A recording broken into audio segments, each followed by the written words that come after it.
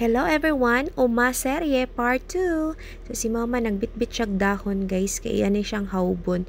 So nanguha siyag langkay sa lubi para gamiton niya daob kay para i-haub sa dahon. Kailan mo haub mga sis? Maghaub og dahon kay buhi man ang dahon, ya gamiton siya og puto sa budbud, so haubo na siya. So ang atong papa din ha, nagsige ra gid siya lakaw-lakaw, wa gid ni siya laing gibuhat. Nagsige ra siya lakaw-lakaw. Asa maka pa? Imo lang gibiyaan si mama. Masaag ka din ha. So mao ni hang uma, no? So gikuha siya sa ako ang apo, no, anak ni siya sa akong pag-umangkon kay ma-worry man na siya sa yang kuan lulo no wagtang. So busy kis mama, paghaub mama, kabalo mo ani mo buhat. So papa, asa naman ka? Na nagbabay-babay na, kalaki lang gi ka din ha oy.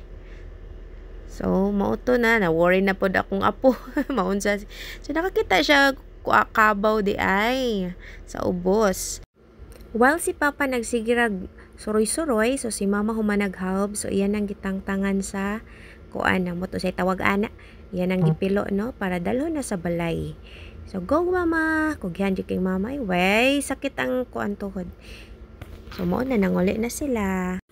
Kay human naman, so mao to na akong apo ay kugyan kay siya nagkuyog-kuyog sa iyong lulog-lula. So mao di ko sa akong ate, gamay kay tanan. No? So pag hinay ma kay mong tuhod diha. Pag abot sa balay, ni kaon na din atong papa, no? Kapoy kay ka pa, nagsige ra kag lakaw-lakaw dito ba? Wadyo ka tabang og pangaut ni mama. So mo ni atong kuha, guys. Ubay-ubay jud tag na harvest, no? Sa uma nato, daghan kay tanan. So mabuhi ra gid ta kung natay uma. Kung kugihan mananom, no? So akong mama ay, no? Nagpanit na din siya og kamunting kahoy kay budburon. Ikaw man dayon na aning panit, lidliron dayon ni siya para mahimo na dayong budbud, no? So kugyan kasanan. Mura gini siya kuan. Mura ni siya 20 years old. Ya, nahibong ko kanu tapulan man ko eh. Ano sa dingon tapulan jud pero tapulan jud. So, ano no? Asa ako naliwat? Sa silingan ko man naliwat ba? Kugihan lagi kay kastanan kamo daw ni papa. Okay, so mo ni siya. No, gipanita na siya. Ikaw man lidliron, pigsan, ikaw man pwede na siya puston. So, si mama bisdaghan kay ni siya mahuna-hunaan. Ganahan kay ni siya anhamig bukid kay daghan kay siya ikadalit gyud.